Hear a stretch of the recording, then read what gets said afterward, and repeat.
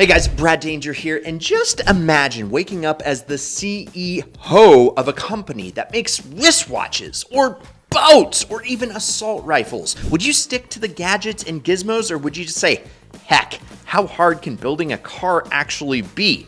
Well, turns out a lot of non-automotive companies have tried their hand at making cars with results ranging from awesome to absolutely absurd. Today, we are counting down 7 wild cars built by companies that don't normally build cars, ranked by how popular or notorious they became. So, buckle up, because this ride is about to get as weird and wacky as you think Wacky Hair Day is. Like, subscribe, and let's start off with the Smart 4.2. Kicking off our list is one you've definitely seen zipping around your city streets, the Smart 4.2, also known as the Swatchmobile. Yes, Swatch, the Swiss wristwatch maker, decided to make a car, and it actually became a hit. In the early 1990s, Swatch's CEO Nicholas Hayek had a vision for a funky, ultra-compact city car that was as trendy and customizable as his colorful watches. His big idea? It should carry 2 people and a case of beer. Later, they cleaned that up for PR, calling it a case of water. But we all know what he meant. Hayek nicknamed it the Swatchmobile. But building a car turned out to be way harder than making watches. Swatch had to find an experienced automaker to partner with. So Hayek went door to door pitching the idea. VW, BMW, Fiat, Renault all said no.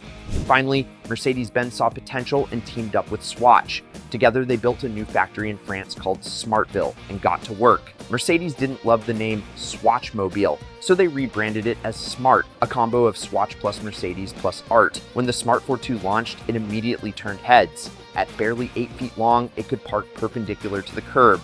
2 Smarts could fit in 1 parking space.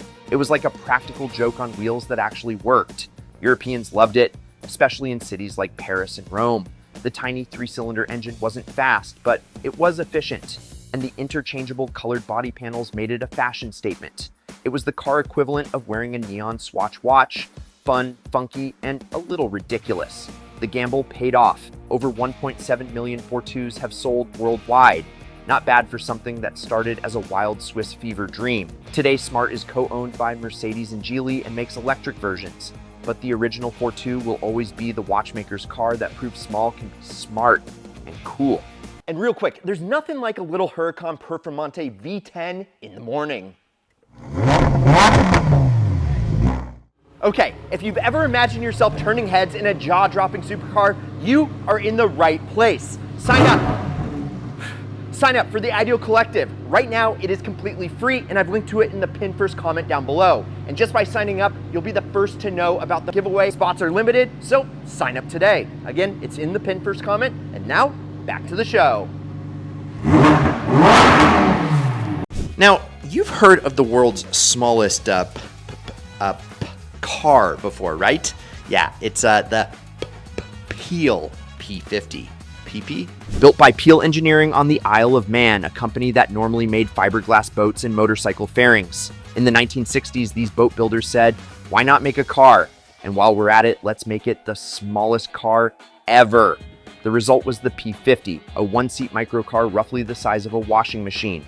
3 wheels, 1 headlight, 1 door, and a tiny 50cc scooter engine. No reverse gear. If you needed to back up, you just got out, grabbed the handle on the rear, and dragged the car around by hand. It weighed only about 130 pounds, so you actually could. Driving one feels like wearing a car as a pair of pants. It's cramped, noisy, and barely faster than a bicycle, but it's hilarious. Peel marketed it as fitting 1 adult and 1 shopping bag, which might have been optimistic. Jeremy Clarkson famously drove one through the BBC offices on Top Gear, which cemented it as a pop culture legend. Only about 50 originals were built between 1962 and 1965, but they became collector gold. Today, they fetch well over 100 grand, and new companies have started producing electric replicas that even come with a reverse gear. The P50 proves that sometimes absurd ideas make the biggest splash. For a boat builder, creating the tiniest land vessel ever was genius. A microcar icon that still makes people laugh decades later. When you think Xiaomi, what do you think of? Well, you think of phones and smart gadgets. Duh, not high-performance EVs, but in 2021, the Chinese tech giant decided, let's build a car. Great idea, huh? Fast forward a few years, and we got the Xiaomi SU7, an all-electric sports sedan that immediately made waves. The first year's entire production run sold out in a day, over 100,000 orders before deliveries even started. The SU7 looks like a mix between a Porsche Taycan and a MacBook Pro. Even the base model, around 30 grand, gets air suspension, adaptive dampers, and level 2 autonomy.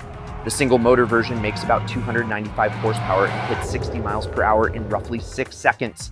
But Xiaomi went nuts with the higher trims. The SU7 Ultra adds 2 more motors for a total of 1,527 horsepower. Yes, a phone company built a 1,500 plus horsepower EV. Xiaomi even took it to the Nürburgring and reportedly lapped it in 6 minutes, 22 seconds, faster than hypercars like the Rimac Nevera or Pagani Zonda R. That's insane. Ford CEO Jim Farley even imported one just to test it and admitted he didn't want to give it back. The SU7 software suite is pure Xiaomi. Huge displays, seamless phone integration, AI assistance. It's like driving an app store. For now, it's China only, but if Xiaomi ever brings it global at its current price, traditional automakers are in trouble. A smartphone company just built one of the quickest EVs on Earth. Talk about disrupting your own lane. When Land Rover killed off the original Defender, off-road purists lost their minds. One of them was Sir Jim Ratcliffe, billionaire and founder of the chemical company Ineos. Ever heard of him? Instead of whining online, he decided to build his own version. He even offered to buy Land Rover's old Defender tooling, but they told him to buzz off. So he started Ineos Automotive from scratch. Over beers at a London pub called the Grenadier, the idea was born, and that's exactly what he named the truck. The Grenadier looks so much like the old Defender that Land Rover sued Ineos and lost. Underneath, though, it's all new. A ladder frame chassis, solid axles, locking diffs, and BMW-sourced straight-six engines. Development was handled by Magna Steyr, the same folks who build the G-Wagon.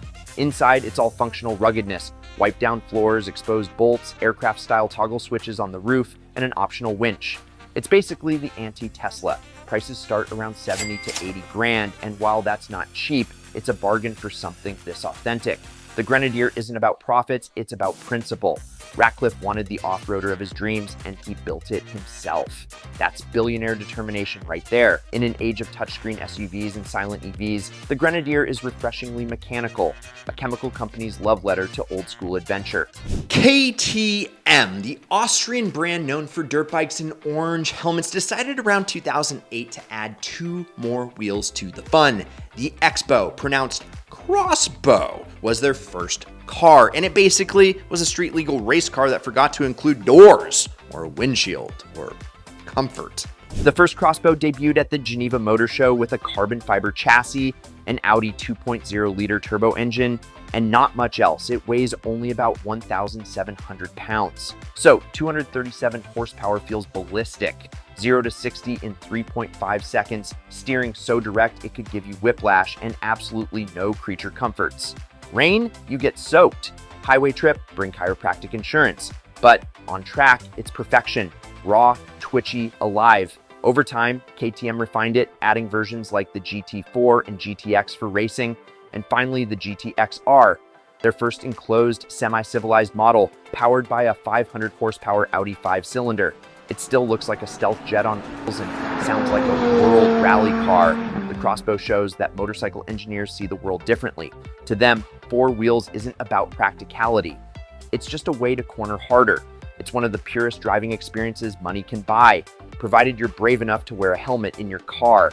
In 2018, Russian arms manufacturer Kalashnikov, yes, you know, the AK-47, people revealed a baby blue electric car called the CV1 and boldly called it a Tesla killer. It looked like a 1970s Soviet Moskvich wagon that someone plugged into a wall socket. The CV1 used the old Moskvich 2125 body shape with squared off panels, chrome trim, and the kind of styling that screams Cold War aesthetic.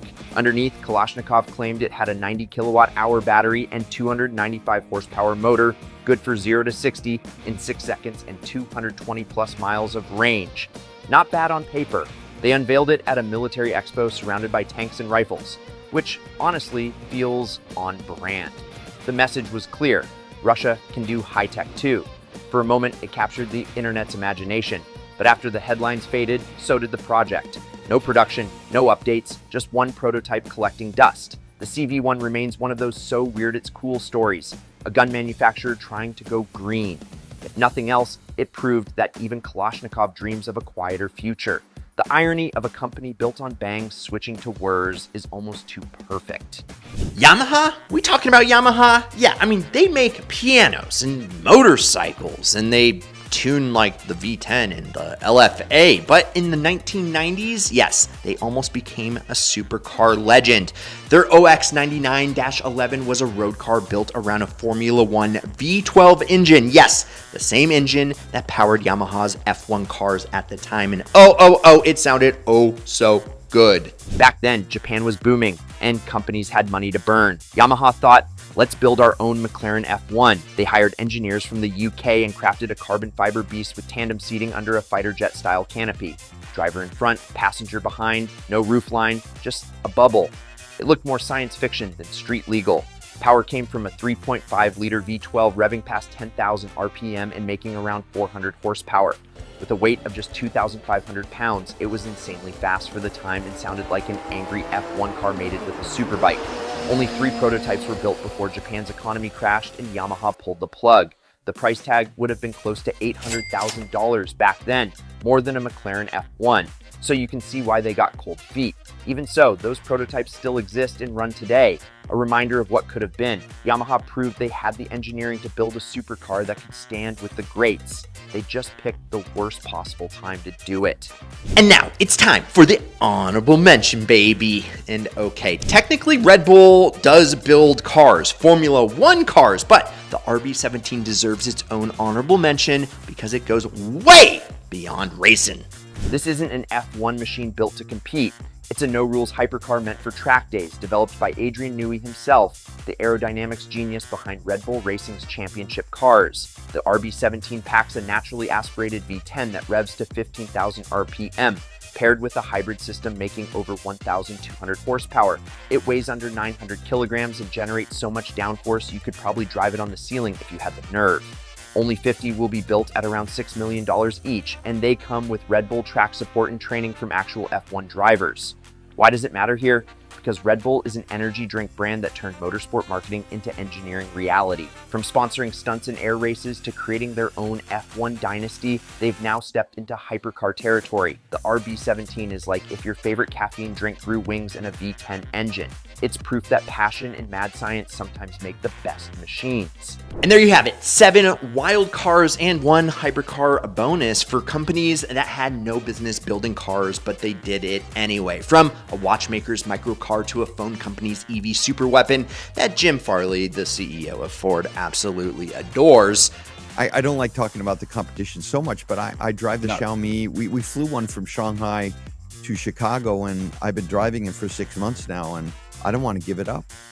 Yes, these creations show that automotive genius can come from the most unexpected places. Some become absolute hits, some fizzle out, but all of them prove that innovation often starts with someone just saying, why not? So next time you see a weird car and think, who greenlit that? Just remember, sometimes the craziest ideas drive the world forward. Which these oddballs would you actually want to drive? Let me know in the comments down below and hit that like button, subscribe, turn on that notification bell so that you get notified the next time we drop an ideal piece of content, which we do every other day. And if you like this vid, you'll like these up here. I'm Brad Danger. This is Ideal. We'll catch you next week and promise me one thing, keep living the ideal lifestyle.